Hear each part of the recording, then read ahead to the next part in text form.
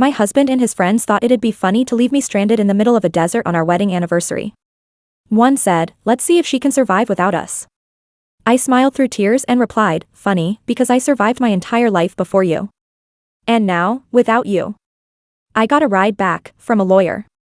I never imagined my wedding anniversary would end with me stranded in the middle of the Mojave Desert, the soles of my boots burning against the hot sand, my face streaked with sweat and tears, watching my husband's truck shrink into a speck against the horizon. That day was supposed to be a celebration. 9 years of marriage. Almost a decade. We'd made it through the rough early years, the financial strain, the loss of his father, the miscarriage I never talked about, and yet, here I was. Alone. In the desert. Abandoned. My name is Raina. I'm 43, born and raised in Flagstaff, Arizona. I work as a dental hygienist at a small clinic tucked between a gas station and an old-fashioned ice cream parlor. My life, until that moment, had been nothing spectacular. Routine. Predictable. Comfortable, even though comfort, I later realized, was a different kind of prison. Zeke, my husband, had once been charming in that gruff, man-of-the-land kind of way. He fixed things. He knew the names of constellations. He'd bring home sunflower seeds and Dr. Pepper because he remembered that once I'd said I liked them. That was the man I married. But somewhere along the way, the sweetness turned to sarcasm, the constellations to complaints, the gestures into jokes. And I played along because it felt easier than fighting. Because I was afraid that pointing out the cracks would make the whole thing shatter. The day started like most others, quiet, strained, but civil. Zeke handed me a bouquet of sunflowers from the grocery store, wrapped in plastic with a discount sticker still attached. He gave me a lopsided grin, as if to say, "This counts, right?" I smiled. Not because I was happy, but because I didn't have the energy to frown. "Got a surprise for you," he said. "Pack your boots. We're going on an adventure." Adventure? The word should have excited me. Once, it would have. But there was a tightness in my chest that hadn't gone away in months. I felt it when I looked at him. When I thought about our life together. Still, I nodded, like a woman nodding at her own reflection before stepping into the storm. We drove for hours. The Arizona sun poured through the windshield, unforgiving and sharp. We passed crumbling gas stations, sagging telephone poles, and stretches of nothing that felt like everything inside me, empty, forgotten, dry. I tried making conversation, asking where we were headed, but Zeke just smiled that vague smile and said, "You'll see." When we finally pulled into a desolate campground, I saw them, Troy and Malcolm, Zeke's best friends since high school. The two men I tolerated because I loved the man who loved them. They were loud, crude, and always found a way to turn every gathering into a frat party. When I stepped out of the truck, they greeted me with beer breath and laughter. "Anniversary in the wild, huh?" Troy chuckled, clapping Zeke on the back. "You're a brave man." I looked around. No tents. No coolers. No shade. Just a half-collapsed picnic table and a rusted fire pit. "This is the surprise?" I asked, trying to keep my voice light. "It's about the experience," Zeke said, wrapping an arm around my shoulder. "Unplug. Reconnect with nature. You'll thank me." But it wasn't about nature. It never was. It was about control. About watching me squirm while pretending it was all in fun. They drank. Told stories I'd heard a dozen times. Laughed too hard at jokes that weren't funny. I sat quietly, sipping lukewarm water, counting the minutes. When I finally excused myself to relieve myself behind a bush, I was gone maybe 5 minutes. When I returned, everything was gone. The trucks. The men. Even the folding chair I had been sitting in. At first, I laughed. A dry, confused chuckle. This was another prank. Like the time Zeke switched my shampoo with mayonnaise or hid my keys for 3 hours before an appointment. Always just jokes. Always lighten up. But as the minutes passed, and the sun climbed higher, and the silence grew louder, the laughter died. I called out. I walked in circles. I looked for footprints. I screamed. No one came. I waited for hours. My lips cracked. My skin burned. The desert, I realized, was not romantic or poetic, it was cruel. It didn't care that it was my anniversary. It didn't care who I was. The desert just swallowed everything. As the sky began to turn pink, a sound broke the stillness, a low, rumbling engine. A jeep appeared over a distant ridge, like a mirage. It rolled closer, slow and steady, until it stopped beside me. The woman inside looked like she belonged in a movie as aviators, leather jacket, cool as hell. Jesus, she said, stepping out. Are you okay? I could barely answer. My voice was hoarse. My hands trembled. My husband, he left me here, I whispered. She stared for a beat, then shook her head. That's not just cruel. That's criminal. Her name was Callie. She handed me a bottle of water, a granola bar, and a blanket from her back seat. I didn't realize how cold I was until I wrapped it around myself. She didn't ask many questions. Just drove me back to town, her knuckles tight on the steering wheel. When we reached civilization, I asked for her card. She handed it over without hesitation. Call me, she said. Not just because I'm a lawyer. But because I've been there. When I walked into our house that night, Zeke was on the couch, feet up, watching some dumb reality show. He looked up, grinned, and said, well, look who made it back. Something inside me cracked. I dropped the bottle of water I was holding. It hit the floor and rolled under the table. My voice came out low, barely a whisper. Funny, I said, because I survived my entire life before you. And now, without you. He blinked, confused. Come on, Rain. It was a joke. You knew we weren't far. We were watching from the ridge. I stared at him. I saw every lie, every insult, every time he made me feel small, all wrapped up in that smug grin. I left that night. Called Callie the next day. The divorce was fast. Efficient. She didn't ask for every detail, but I gave them anyway. I needed someone to hear me. To know that I hadn't made it up. That I wasn't crazy. That what happened in the desert wasn't just a prank, it was a moment of awakening. The paperwork was signed within 6 weeks. Zeke tried to reach out. Sent flowers. Texted. Left voicemails. I messed up. I didn't mean it. Come on, Rain, don't let it end like this. But it already had. The desert didn't break me. It revealed me. It peeled away everything I had pretended to be, and underneath, I found someone stronger. Someone angry. Someone alive. I stayed single. For a while. Not because I was bitter, but because I was tired. Of pretending. Of performing. I needed to find out what I liked. Who I was when no one else was looking. I started hiking again. Real hikes. With water and gear and preparation. Not just to escape, but to explore. I reconnected with my sister. I visited our mother's grave for the first time in years. I joined a ceramics class. Volunteered at a women's shelter. Callie checked in from time to time. Always short messages. Thinking of you. Stay fierce. Once she invited me to a retreat in Sedona. I went. It was quiet, beautiful, and filled with women who had clawed their way out of places darker than I could imagine. I listened. I cried. I told my story. Life after Zeke wasn't a fairy tale. It didn't unfold in perfect symmetry. There were days I couldn't get out of bed. Nights I sat at the kitchen table, staring at the empty chair across from me, still half expecting to hear the jingle of his truck keys or the way he used to clear his throat before saying something careless. But the silence grew familiar. Then comforting. Then necessary. I kept going. The ceramics class became a weekly ritual. I was terrible at it. My bowls were always lopsided, my mugs too heavy at the base. But it gave me something to touch, to shape, to create. Clay in my hands felt better than anxiety in my chest. There was something deeply satisfying about destroying a piece that didn't feel right and starting over. No judgment. No rush. Just messy hands and a quiet mind. Joji, the man with the green beanie and the recovering tech bro background, became my friend. He was kind in the background way, always offering a towel or reminding me to center my clay. We never talked much about our pasts. But we shared silence well. Sometimes, that's all you need.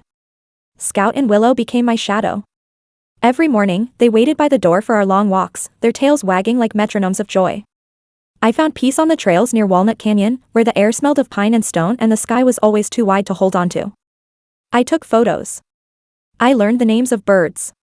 I stopped counting miles and started counting moments. Della, my sister, surprised me one Saturday by showing up with a pair of hiking boots. Figured I'd get out of the house, she said.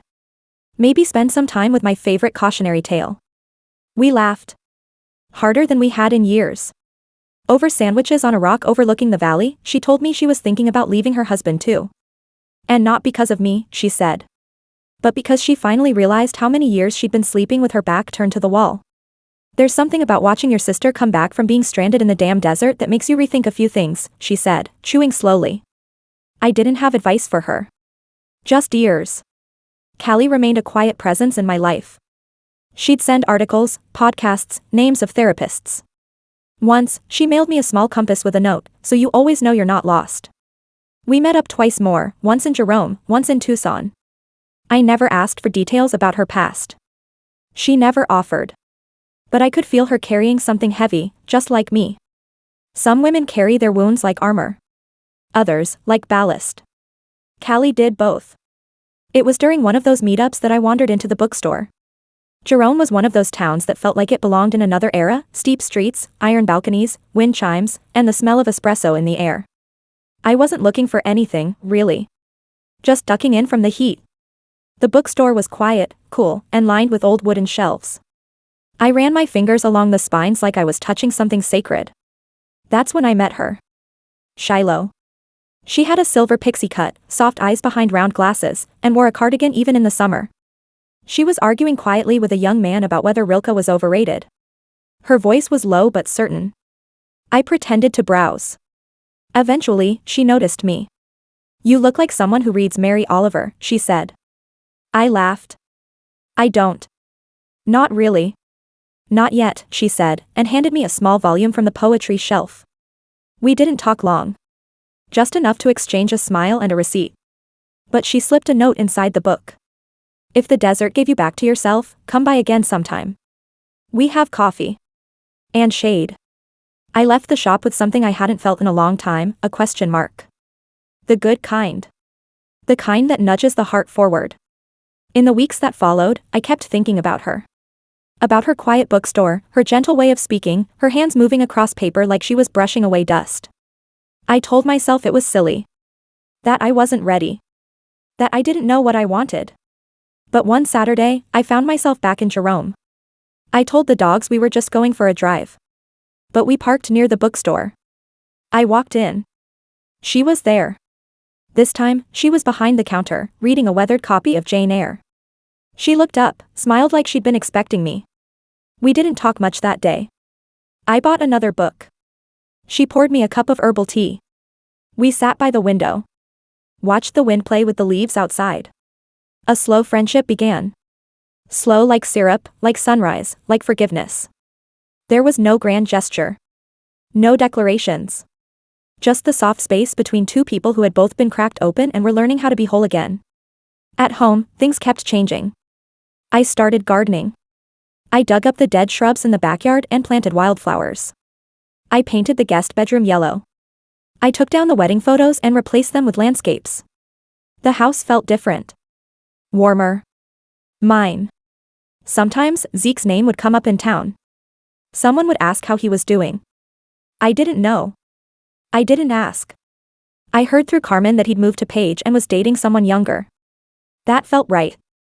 Not out of bitterness, just inevitability. He hadn't changed. But I had. I kept going to the women's shelter. Not just to speak, but to listen. Some nights, I just brought soup and sat on the floor with them. I didn't always have the right words, but I had presence. And sometimes, that was enough. One night, a woman named Liza sat beside me. Her eye was swollen. She was holding a baby with one hand and a chipped mug with the other.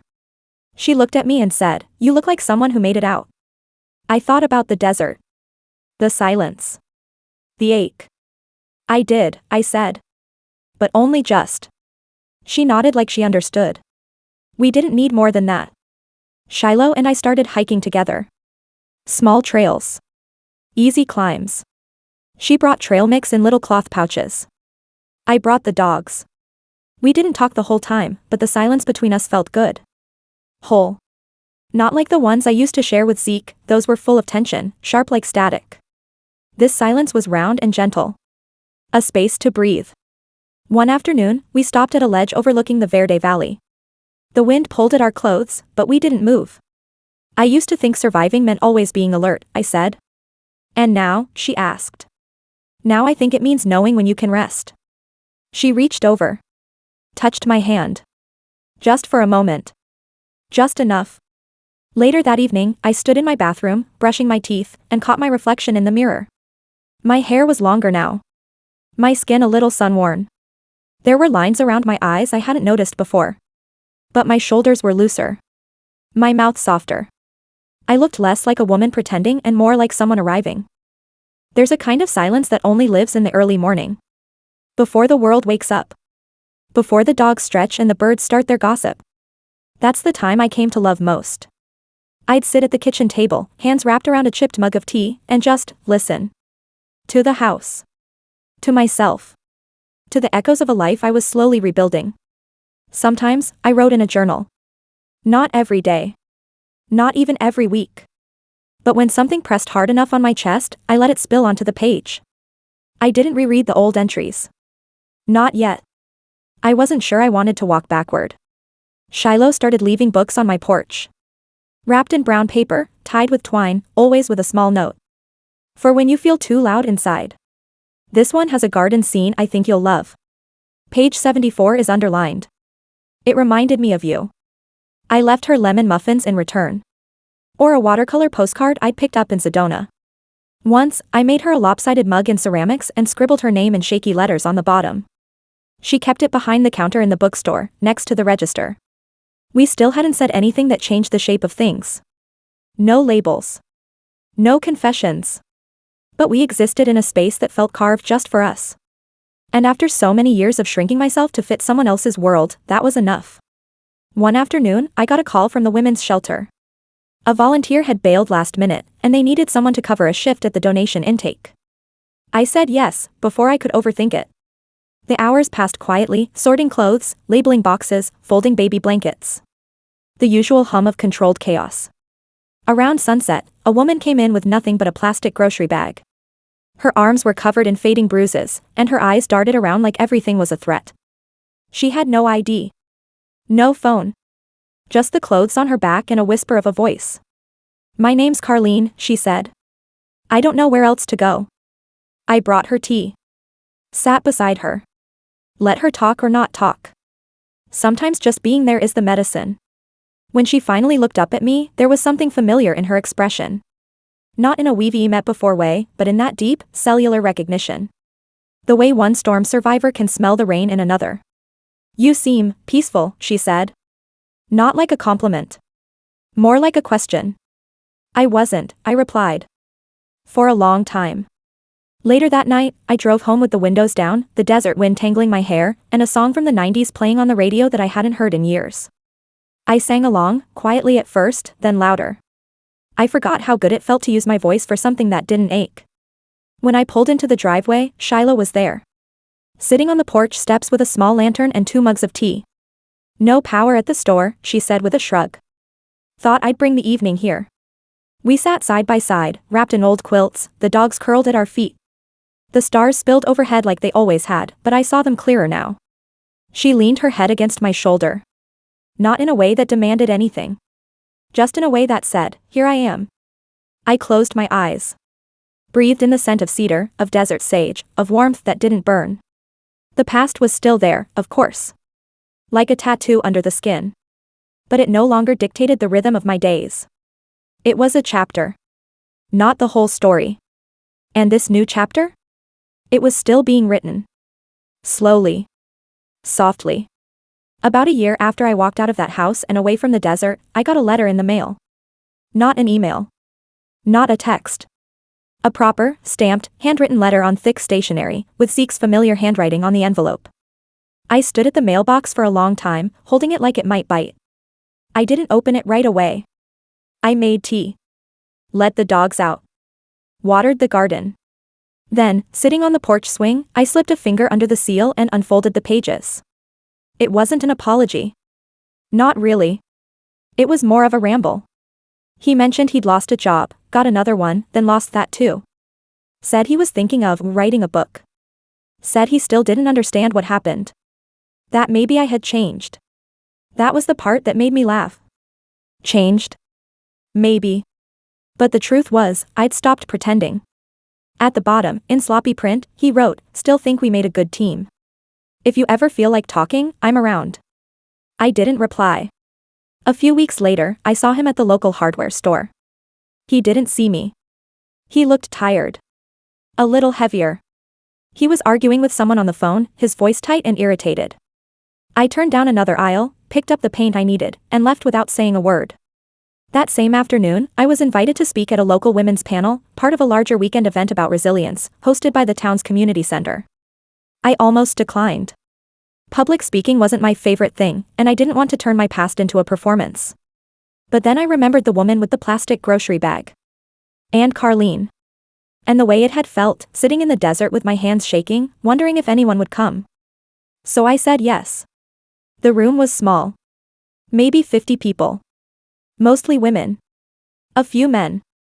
I sat between a therapist and a retired police officer, both of whom shared stories of heartbreak, strength, and rebuilding. When it was my turn, I took a breath and told the truth. Not all of it. Just the parts that mattered. How someone can convince you that being mocked is the same as being loved. How silence can be more dangerous than shouting. How walking alone across a stretch of desert taught me more about strength than 9 years of being someone's wife ever could. I didn't name him. I didn't have to. Afterward, a woman approached me. She was in her 60s, hair pinned in a silver bun, hands weathered like old bark. She said, "I waited 32 years to leave. I wish I'd had someone like you to listen to." I hugged her. Me, the woman who once flinched at closeness. I held her tight. The next day, something unexpected happened. A reporter from a small regional magazine reached out. They'd attended the panel. Said my story had struck a chord. Asked if I'd consider an interview. I hesitated. But Shiloh read the email over my shoulder and said, "Sometimes our scars make better stories than the ones we were trying to write in the first place." So I said yes. The article was published 3 months later. It wasn't sensational.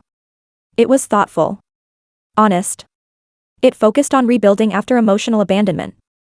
On how survival looks quiet. Like laundry. Like gardening. Like saying no. A month after that, I got a call from a publisher. Not for a memoir. But to help contribute essays for a collection about resilience. Me. Raina. The woman who once let someone call her too sensitive until she believed it. And that's where the quiet revenge lives. In the piece I wake up to. In the woman I became in spite of, because of, the man who thought leaving me in the desert would break me. In the way people listen when I speak now. In the way I look at myself in the mirror and nod. In the letter I never answered. In the stories I now help others tell. He's still out there, I'm sure. Probably still calling it a joke. Probably still blaming the world. But me? I'm here.